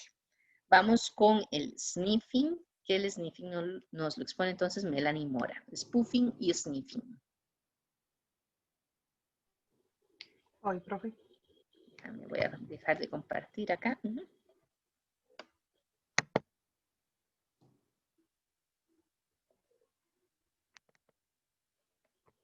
Me avisa si se ve, profe, por favor. Sí, se está viendo. Está cargando en este momento.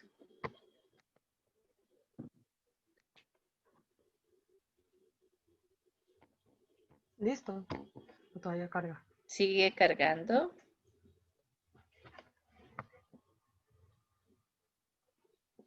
Se supone que ya debería haber entrado. Ya. Okay. Buenos días. Yo voy a hablar sobre spoofing y sniffing. Bueno, sniffing. Este crimen es conocido en español como rastreo y a la persona que lo realiza se le llama husmeador. Consiste en el monitoreo o captura de datos a través de una red informática utilizando rastreadores de paquetes. Los husmeadores tienen el poder de acceder a estos paquetes con propósitos malintencionados, como por ejemplo, extraer y robar información confidencial. Algunas de estas pueden ser como contraseñas, nombres de usuario e incluso obtener información de tarjetas. Hay dos tipos de rastreadores. Están los comerciales y los que son utilizados con fines de control y para la seguridad de una red. Existen varios tipos de rastreadores comerciales. Por ejemplo, EtherCap permite captar ataques de spoofing. Kismet es un husmeador de paquetes y un sistema de detección de intrusos de redes inalámbricas. TCP/DOM es una herramienta de consola que se encarga de analizar el tráfico en una red. Y Wireshark, que es con fines educativos, es un analizador de protocolos que se encarga de dar soluciones a los problemas. También existen los rastreadores underground, que son los que son utilizados por los husmeadores para obtener información. Está spoofing, que como mencionó la profe, es la suplantación de identidad. Se utiliza para disfrazar una fuente desconocida como una fuente confiable. Puede ser vista por correos electrónicos, llamadas telefónicas o sitios web. Sin embargo, puede verse en un contexto más complejo cuando se aplica a una computadora en direcciones IP. Cuando hablamos del correo electrónico, envían correos con intenciones de engañar al destinatario, haciéndole creer que es una fuente segura, a la cual se le envía algún tipo de enlace o de archivo contaminado, normalmente utilizados para realizar estafas. En la suplantación de identidad por medio de llamadas, se usan las llamadas desde un número específico, haciéndose pasar por bancos, organizaciones de servicios, y un claro ejemplo que podemos ver acá en Costa Rica ha sido cómo los reos desde las cárceles utilizan los medios que tienen para contactar a gente de afuera y estafarlos. También están las direcciones IP, que los atacantes utilizan la suplantación de IP para disfrazar la dirección IP de una computadora, evitando que la identidad del remitente sea revelada o haciéndose pasar por otro sistema informático. Las semejanzas y diferencias, bueno, entre semejanzas es que ambos se encargan del robo de información confidencial, que algunos sniffing o rastreadores pueden captar movimientos de spoofing y que ambos dan como resultado malware. En las diferencias puede ser que cada uno se encargue se especializa en una cosa, spoofing en la suplantación de identidad y sniffing en los rastreadores. ¿Cómo podemos evitarlos? Bueno, las mejores formas son no conectarse a redes desconocidas, sobre todo a Wi-Fi gratuitos, encriptar el proceso de convertir el texto plano en un galimatías para proteger el mensaje de atacantes, revisar la ortografía en los correos electrónicos, no descargar archivos desconocidos, revisar las direcciones de donde provienen lo que estamos recibiendo, y no descargar archivos desconocidos ni atender llamadas provenientes de números que no teníamos guardados en nuestros celulares. Y aquí están las referencias. Eso sería todo. Gracias. Sí, efectivamente, vean que hay muchas formas de que se den este tipo de ataques y todavía la gente sigue cayendo. A mí me contaban en una entidad que estaba haciendo yo unas auditorías y demás, que ellos emitieron un correo de prueba para ver si la gente, los mismos empleados, no estamos hablando de clientes, una compañía muy grande aquí en Costa Rica, respondían al correo haciendo clic, ¿verdad?, en un enlace en el que tenían que cambiar, actualizar la contraseña, el usuario y la contraseña, y que se llevaron el gran susto cuando más del 80% de los empleados hicieron clic en el enlace. Y por decir algo, si se le habían cambiado una T por una L en la dirección de inicio, ¿verdad? La persona, la del remitente, entonces costaba ver la diferencia, pero la diferencia estaba. Y como les digo, la mayoría fueron y ahí pusieron la clave, perdón, el usuario y la contraseña para hacer la actualización de la información. Claro, les dio un susto, tuvieron que hacer un programa de concientización enorme y demás, porque seguimos siendo muy confiados con la información que recibimos. A mí una vez también me llamaron para decirme que si yo estaba en el sistema de proveedores del Estado y yo no sé qué, y entonces diciéndome que necesitaban que me dieran el nombre, que yo les diera el número de cuenta bancaria mío, porque el gobierno quería contratarme para un proyecto muy grande y que me iban a depositar el 50% del monto del proyecto inmediatamente. Y yo, sí, claro, si el gobierno cuesta que le pague a uno después de haber terminado, ¿verdad? Pero digo, esas cosas pasan y mucha gente sigue cayendo. Entonces, sean desconfiados y con más razón a nivel empresarial, tenemos que establecer esas medidas y enseñar a nuestros colaboradores que las cosas no son tan fáciles, que eso implica que hay un ataque, hay una intención de fondo que no es la correcta, porque están convenciéndome de que haga algo que no se debe hacer, ¿verdad? Entonces, si me están convenciendo es porque ahí está el pero, y ese pero que yo no conozco es del que tengo que desconfiar. Vamos a ver, ¿quién más tenía por acá? Tenemos Ricardo Guerrero con el robo de identidad. Déjame dejar de compartir más bien. Ricardo está por acá. Sí. ¿Ricardo? Sí, profe, ya lo voy a hacer.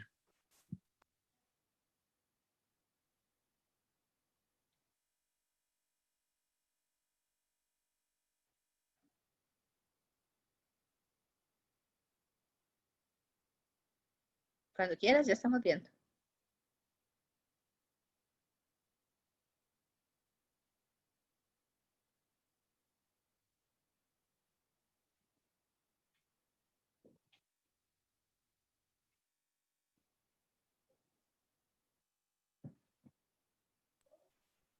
¿Me escucha? Sí, Ahora sí, ya te iba a decir, no te estamos escuchando. Pero ahora sí. No me dejaba volver al meeting, entonces no sabía. Ok. Bueno, a mí me tocó el robo de identidad. ¿En qué consiste la táctica del phishing? Phishing es el delito de engañar a las personas para que compartan información confidencial como contraseñas y números de tarjeta. Existe más de una forma de atrapar a una víctima, pero hay una táctica de phishing que es la más común, donde las víctimas reciben un mensaje de correo electrónico o un mensaje de texto que imita o suplanta su identidad a una persona o organización de confianza. Un ejemplo son como las llamadas de la cárcel, que se hacen pasar por entidades de gobierno o bancarias. Luego tenemos en la gemelos malvados o farming. ¿En qué consiste la táctica de gemelos malvados o farming? El farming o gemelos malvados consiste en el aprovechamiento de los principios como los que funcionan en la navegación por Internet, es decir, la necesidad de convertir una secuencia de letras para formar una dirección de Internet, como lo que sería www.google.com, y una dirección IP por parte del servidor de DNS para establecer la conexión. Esto se lleva a cabo, digamos, el exploit ataca este proceso de dos maneras. En el primer lugar, un hacker puede instalar un virus o troyano en la computadora de un usuario que cambia el archivo de los hosts de la computadora para dirigir el tráfico fuera de su objetivo previsto hacia un sitio web falso. Y el otro sería, el hacker puede envenenar un servidor de DNS para que los usuarios visiten el sitio falso sin darse cuenta. Los sitios web falsos se utilizan para instalar los virus o troyanos en la computadora del usuario. O puede ser un intento de recopilar la información personal y financiera para usarla en el robo de identidad. Por último, ¿qué es la ingeniería social? La ingeniería social es un conjunto de técnicas que se usan para los cibercriminales para engañar a los usuarios incautos para que les envíen datos confidenciales, infecten sus computadores con malware o abran enlaces en sitios infectados. Eso sería de mi parte. Y esta parte de ingeniería social la usan muchísimo, se valen de las emociones de las personas para generar empatía y a partir de esa empatía, pues entonces poder engañarlos. De que necesito el favor, de que la urgencia, de que la decisión, de que el jefe, de la reunión en junta directiva, que necesitamos acceder ya a tal información, que su jefe nos lo dijo y que si no, quién sabe qué va a pasar y que no van a aprobar el proyecto y un montón de cosas así y la gente sigue cayendo. Entonces, no los estoy mal aconsejando, uno tiene que ser una buena persona y tiene que ayudar en la medida de lo posible y en la medida de que se cumplan ciertas cosas, ¿verdad? A partir de ciertas bases, cierto tipo de información que uno puede compartir y demás. Siempre que alguien les pide información, así en la carrera y todo, duden. Es mejor ser un poquito desconfiados que después descubrir que gracias a la ingenuidad de uno se logró desarrollar un ataque en toda la organización. Esto era, Ricardo. Vamos a seguir con la presentación entonces. Bueno, y aquí tenía estos dos que no les dije. Digamos, la denegación de servicio, bueno, cuando tenemos las aplicaciones web y demás, lo que ocurre es que la aplicación hace solicitudes de servicio a los servidores de la empresa, ¿verdad? Si yo voy a comprar un producto, pues entonces yo solicito hacer una transacción, yo como usuario. Entonces yo llego y quiero comprar y entonces ya la aplicación lo que hace es que me dan la información en inventario para escoger el producto, para la información de pago, para el envío, etcétera, etcétera, etcétera. Eso es un servicio que yo estoy dando. Entonces, entre más gente tenga, más servicios tengo que brindar en un momento específico. El asunto es que, obviamente, todos los servidores tienen una capacidad física limitada, que aunque sea muy amplia, siempre está limitada. Y están pensados en atender muchas solicitudes, pero lo que hace el ataque de negación de servicio es que hay algún tipo de software que empieza a mandar ilimitada cantidad de solicitudes de servicio al mismo servidor. Y las manda todas así, pero millones de millones de millones de millones de millones. Entonces llega un punto en el que el servidor ya no da abasto y el servidor se cae. Recibe las solicitudes, llega un momento en el que se cae y ya no puede brindar ningún servicio a ninguno de los usuarios, sean los usuarios legítimos o los que quieren hacer este tipo de ataque. Eso es lo que produce y por eso se llama denegación de servicio, porque incapacita la posibilidad de brindar el servicio al cliente o al usuario final. Ese es el método normal. Tenemos un enfoque distribuido que eso se aprovecha igual. Uno tiende siempre a conectarse en todas las redes gratuitas de todo lado y demás. Tiene sus riesgos también. Uno puede conectarse a alguna, uno no sabe si eventualmente hay alguien ahí en la red, manipulando la red, que pueda instalarle a uno algún tipo de malware en el dispositivo. Y ese malware probablemente a mí no me va a hacer daño y yo nunca me voy a dar cuenta. Pero en un momento dado, cuando el atacante lo decida, va a activar todos los dispositivos donde está ese malware y entonces las solicitudes de servicio al lugar que está siendo atacado van a llegar de diferentes lugares. Entonces es casi imposible poder detectar la fuente del ataque. Y entonces uno eventualmente podría ser partícipe en un ataque de esos sin saberlo y sin quererlo. Entonces también, ojo, cuidado con todas esas conexiones. El fraude del clic es cuando nosotros estamos navegando eso que sale en las ventanitas pop-ups y esas cosas, ¿verdad? Con ofertas y productos y cosas que obviamente la idea es que uno diga, ay, mira qué bonito, y uno hace clic para ir a verlo, y ya toma más información y eventualmente hace una compra. Ese servicio tiene un costo para la persona que está vendiendo el producto.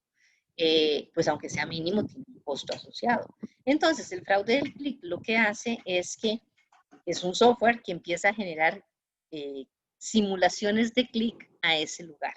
Entonces, empieza a subirle la cantidad de dinero que tienen que pagar porque pagan por cada clic. Y en realidad no es ninguna venta potencial, es un engaño. Entonces, es considerado como un crimen porque a partir de ese engaño la otra empresa está perdiendo dinero. Para evitar este tipo de situaciones del fraude del clic es que se han hecho estos captchas, por ejemplo, que a ustedes les ponen, tienen que marcar las imágenes donde hay un semáforo, donde hay un carro, donde hay tal cosa o tal otra, o este famoso de yo no soy un robot que uno tiene que marcar ahí específicamente, pues la idea es evitar y que la empresa pueda corroborar que si hay un cliente potencial solicitando la información y que no es este tipo de fraudes. Por otro lado, tenemos lo que es el ciberterrorismo, que como su nombre lo indica, ¿verdad? Es de las cosas que dan miedo. Obviamente esto ya estamos hablando de que son iniciativas muchas veces de gobiernos, de estados o de grupos políticos muy fuertes que van en contra de ciertos comportamientos en ciertos lugares y que también podrían atacar a otros lugares del mundo que estén de acuerdo con las políticas con las que ellos están en contra. Tienen bastantes recursos, entonces aquí los ataques están bastante dirigidos, pero puede haber muchas víctimas, como en cualquier ataque de terrorismo, ¿verdad? Víctimas inocentes que se vean afectadas por este tipo de ataques. Para evitar tanto la parte de ciberterrorismo como la parte de los cibercrímenes, la OEA, la Unión Europea y varias otras organizaciones mundiales han estado organizando desde hace ya varios años iniciativas para poner de acuerdo a todos los países, de manera que todos los crímenes sean reconocidos en todos los países y que sean penalizados en formas similares. Porque ahora tenemos el problema de que si a mí me atacan aquí en Costa Rica y el atacante es de Jordania, por decir algo, de yo no sé cuáles son las penas en Jordania, ni sé si está lo que para mí es un crimen acá, será crimen allá. Entonces a veces se encuentran a los ciberdelincuentes y no se les puede hacer nada por la ubicación física en la que se encuentran. Entonces, este tipo de iniciativas se están tratando de estandarizar. Amenazas internas también vamos a tener. Nuestros propios trabajadores internos, sea queriendo o sin querer, pueden ser una de nuestras mayores vulnerabilidades, como ya lo hemos visto con esto, ingeniería social, con esto del phishing, con que ponen los passwords y las contraseñas en las computadoras o en el escritorio. Es más, lugares donde se comparten las contraseñas entre los mismos empleados. Porque, qué sé yo, voy a ir a almorzar y para no tener que salir de todos los sistemas y que volvés a entrar vos, ay, usa mi usuario, no importa. Eso es una cosa terrible para efecto de auditoría, para efecto de evidencias, de trazabilidad y demás. Es terrible que eso todavía se haga. Entonces, tenemos que pensar en que nosotros tenemos que capacitar a nuestros trabajadores internos. Los programas de seguridad tienen que incluir esta parte de las capacitaciones, de las atenciones y de esos comportamientos. Y Y eventualmente, si van a ser víctimas de un ataque, también informarlos de cuáles son los ataques más comunes y que ellos sean capaces de poder detectar un intento de ataque. Y no solo que lo detecten y no den la información, sino que también lo comuniquen a los encargados de seguridad para que ellos se den cuenta de que ya hay una iniciativa de ataque y eventualmente puedan reforzar, dependiendo de cómo haya sido la iniciativa, de qué información hayan solicitado, pues que puedan, como les digo, reforzar los activos que estén relacionados.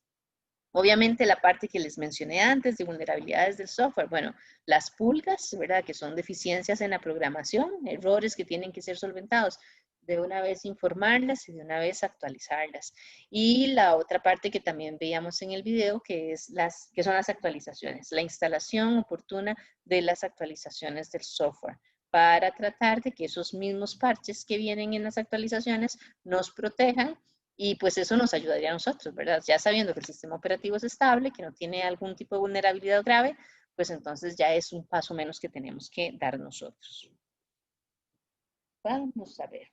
10:49, vamos a quedar aquí por hoy para enseñarles seguridad.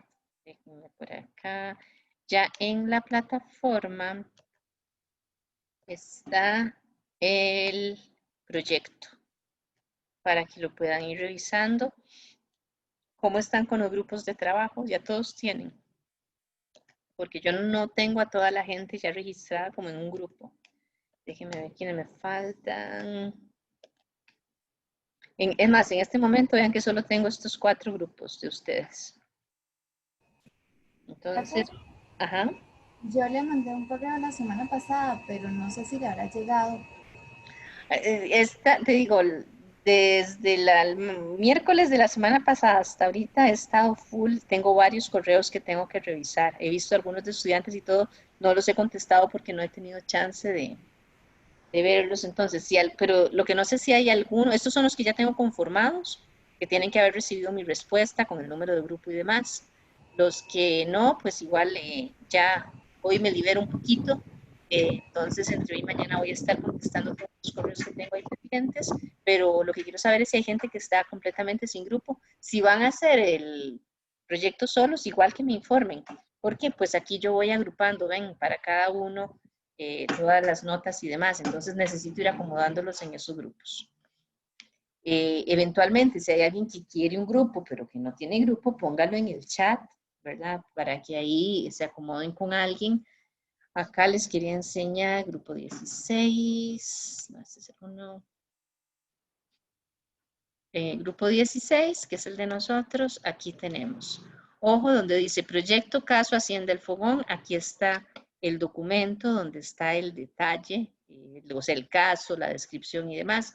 Es un caso más largo, son como 8, 9 páginas o algo así, pero lo hice largo, por un lado para darles bastante información, por otro lado porque tienen tiempo para leerlo y analizarlo.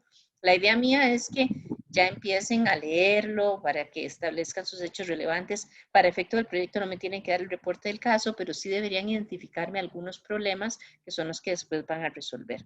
Entonces sería bueno como que empezaran ya a leerlo. Y aquí ya puse los enlaces para cada uno de los entregables.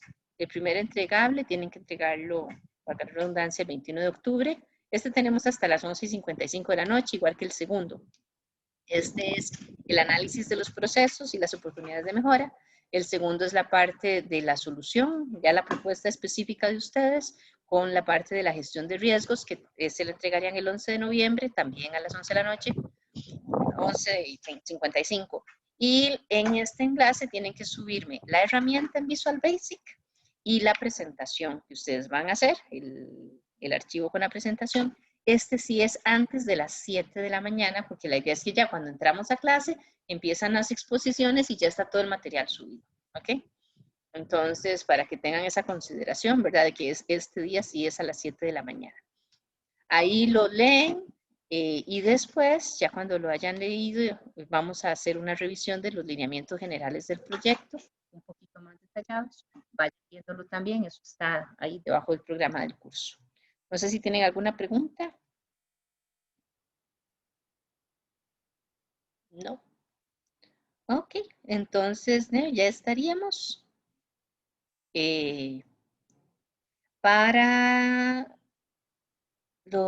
Ustedes sí habían usado laboratorio virtual, ¿verdad?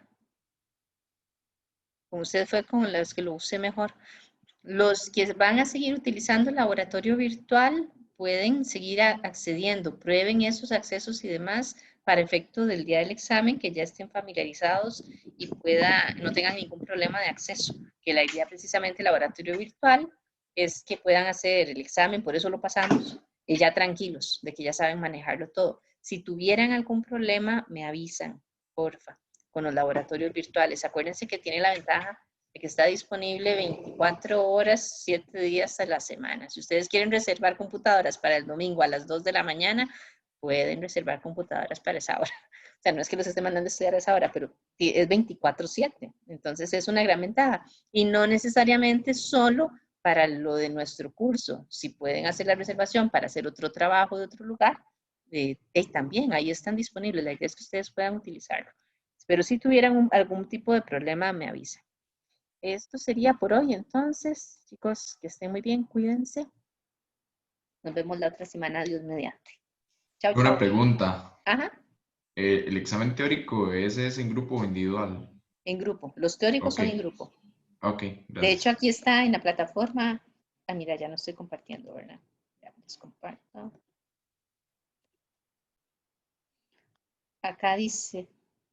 No dice que es en grupo, mentira. El examen teórico se mantiene, bueno, acuérdense que es el sábado 26 de septiembre a la 1 de la tarde, pero en el programa del curso sí viene especificado que los exámenes teóricos se hacen grupalmente.